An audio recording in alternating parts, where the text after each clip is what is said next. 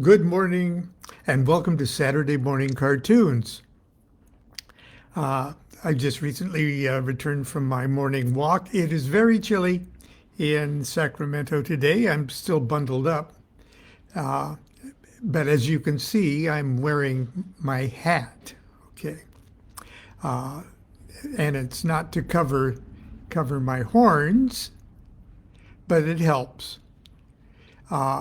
And it's not because it just looks really cool. It's because I think I'm going to continue to wear a hat until I get a haircut.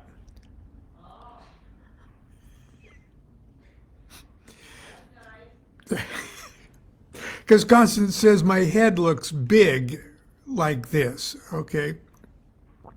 And hopefully sometime, maybe sometime this weekend, I'll get down to fighting my face fighting weight. Anyway, I'm going to start off with something that's very Saturday morning cartoons appropriate. If you are at all interested in tarot and tarot cards and finding out more about the cards as a whole and as each individual cards, and you want to be entertained at the same time, and you don't want to spend a whole lot of time every day on every card, but you would just like the finest of entertaining, animated, scholarly summary and introduction to the tarot, I am recommending highly that you go to this website on YouTube. Now, see how I spelled you? No, go to the regular YouTube and go to Kippy's Quest. Kippy's Quest. And every one of the 78 cards is covered in, I think, a 12 or 15 minute non-stop, entertaining, colorful, funny, serious examination of the tarot. Kippy's Quest. If you can start at the beginning of the Fool, which is called the Fool's Journey. The whole thing is called the Fool's Journey, but the first 22, of course, are the trumps, and they're taken in order. Then there's all four suits and all of the cards in each of the suits, and they get the same brilliant, hilarious treatment. And it looks like someone's trying to call me here. Excuse me for a second. Hello, Jim. I'm doing my show right now. Okay, when it's your show, I just start forgetting. I'm so sorry. Okay, bye-bye. Bye. So anyway, that's Kippy's Quest. Now for something entirely different. In 1989, Constance and I were up here in the Bay Area attending an OTO governmental meeting. And Hymenaeus Beta, the OHO, was there, and he had door prizes for all of us.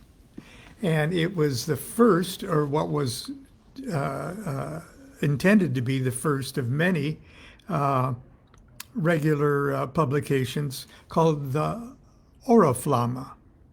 And that is the OTO's traditional essay newsletter that is actually it was public. And it was this. Now, if you didn't think that occultism and magic was cool, look at that guy. That is Jack Parsons, Okay. And he's not trying to look cool. That's just Jack Parsons looking like Jack Parsons. Okay. Here's another photo of him. Okay. Now, many of you have been introduced to the character Jack Parsons in the television series Strange Angel. Jack Parsons was a rocket scientist responsible for inventing the technology of jet-powered takeoff. He was literally a rocket scientist. And he died in an unfortunate explosion. I didn't mean to laugh at an unfortunate explosion, but it's just so damn cool. It looks good on your resume.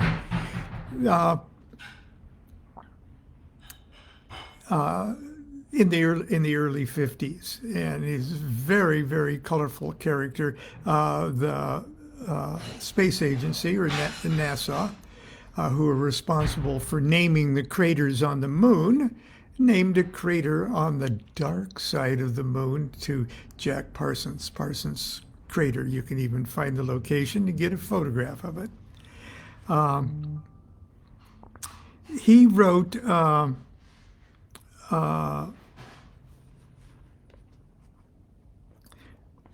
well, he is famous for a magical operation that we generally know as the Babylon working. And he was a prominent member of the Southern California OTO. He was the lodge master of Agape Lodge, which was finally held at his palatial home in Pasadena, California, right on Orange Grove Avenue.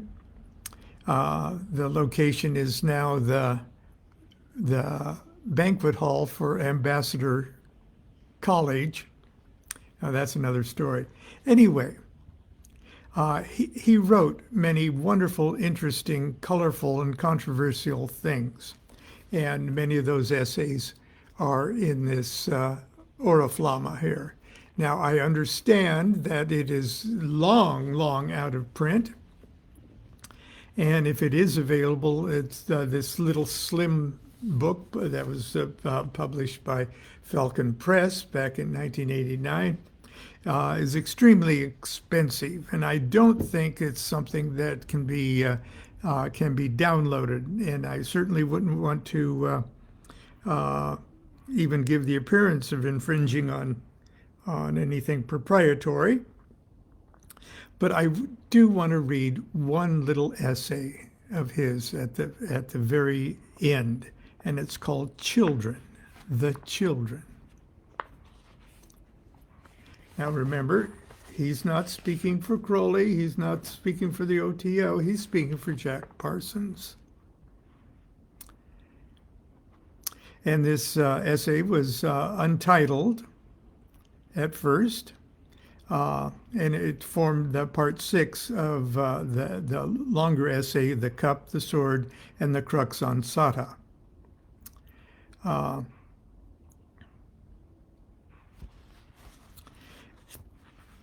And it deals with an issue, maybe even a problem that many of us in the occult community have to deal with. And that is, how do we, with our seemingly strange, not strange to us, worldview, magical worldview and philosophy, how do we get along with the muggles?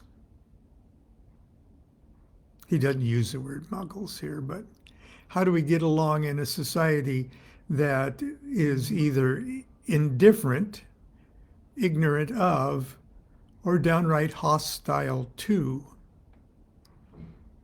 our way of life and our way of thinking and our religion, if you will?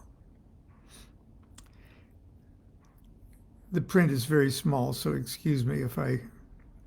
In dealing with the public from an initiated viewpoint, one curious dilemma always presents very strange horns. The truth that is the truth about the immediate aspect of some culture is always different from the accepted values and alleged truths of the culture. This truth is then irritating, annoying, upsetting, and highly dangerous. The dilemma then is this: should one tell the truth, invoke the hostility of the public and the possible destruction of oneself and one's hopes, or should one disguise and palliate his truth, taking the equal risk that it will be obscured to futility or even utterly lost? Further, in his analysis, the adept must ask if his desire to tell an unpleasant truth, there is an element of sadomasochism that moves toward martyrdom and massacre.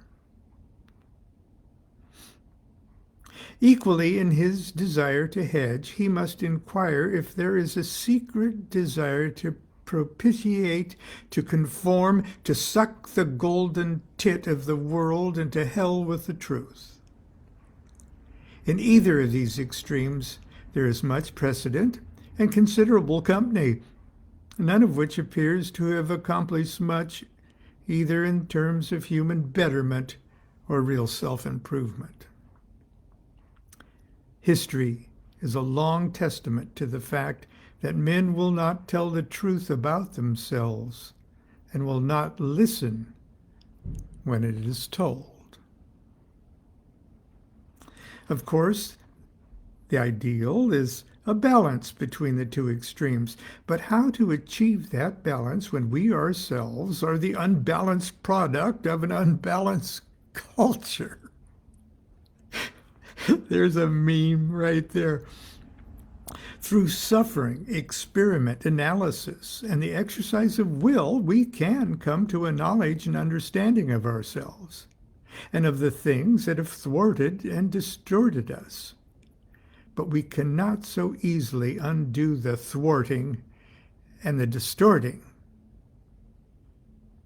Even in our attempts to attain balance in ourselves and our environment, we find ourselves tempted and trapped by the hatred, the fear, and the desire for the disastrous effects of our own training. Learning most bitterly the dangers inherent in romantic idealization and projection in religion and life, we react to the strictures of scientific materialism, only to find that we have simultaneously destroyed the romantic creative impulse that gave us spiritual life. Worse, arising from this grave like a troll's ghost, we see the malignant pseudo-religions of state and science and the arid moralities of free-thinking and liberalism. Remember writing this probably in the late 40s, early 50s, what those terms meant at the time. Here then is our impasse.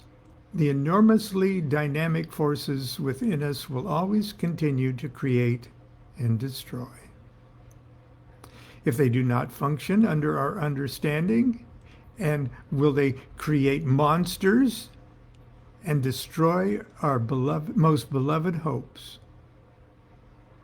The recurring problem of the adept is then exactly this: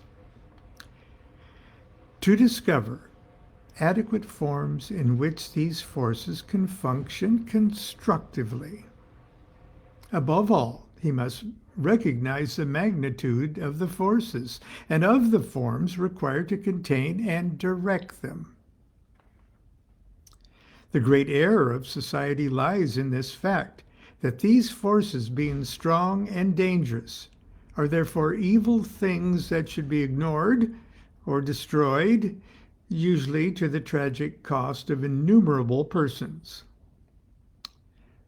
Being ignored, they accumulate force and underground until they break out in ravening chaos, and in the futility, attempts to destroy them. Cruelty and terror are loosed upon the world. It would seem obvious that the forms of the Western world are inadequate to cope with the forces of the human psyche. One after another, they have broken down with ever-accruing dividends of violence, deceit, and human misery. Man seems unable to contain either his love or his hatred. They turn monstrous and rend him. So the adepts must turn again to the fountain of life and its veiling magic, from which come all religion, all science, all philosophy, and all creative force. Thus we, the children, offer magic in its essential form as a way of life. Bipolar, multivalent, containing and transcending all forms and nomina. Not a church, a dogma, an organization, a form, a cult. Magic contains within itself all these things as particularities of the whole. It is therefore that system in which each man discovers his own individual creative Godhead, and which yet embraces all men in universal brotherhood and love. If in this view old cherished truths, dogmas, creeds, and forms appear only as partialities, or even as malignant because of their overvaluation or distortion, that is the price that must be paid for the wider horizon needed for growth and life. It is a fundamental of magic that every force and every act stems from love. Once this is fully understood, there is simply no room for hate, which itself is a type of love felt for things that are incompletely experienced. But in the view of love as self-sacrifice, abnegation, and propitiation, this truth is distorted and obscured. It'll be seen that sham values and overemphasized partialities have a most malignant life of their own, since they are based on fear of exposure. But it is essential that we expose ourselves to this malice if we are to attain the living truth for ourselves and our race. It is equally essential that we explore and transmute the seeds of that malice in ourselves, lest, like calls to like, we are destroyed in our own nightmare. Being in love, we create love. Being in hate, we create hate. And the image of the universe being in ourselves, the love or hate we create acts equally upon us. This is the great pragmatism of magic. Being truly in love, we can act determinedly in all will and love. We can even fight at need without fear or malice or guilt, since fighting itself is a form of love. We, the children, love as children, seeking the means whereby we can give our love to everyone. We are, it is true, destroyers, but only the destroyers of unlove, loneliness, and fear. Beyond that, we are the creators of a world of magic, or the revealers of a magic world that is always. So we say, love and fear not. In love, there is no fear.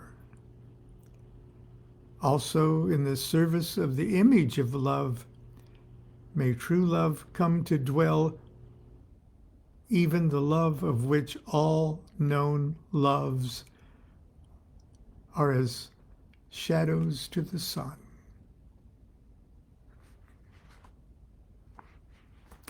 That's an essay by John Whiteside, Jack Parsons, from the now rare Oriflama number 1, 1989. Anyway, I hope you enjoyed that, and I hope you remember, if you have even the slightest interest in tarot,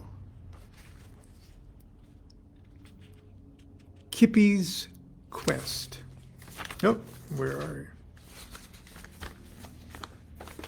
you? Yeah, here it is.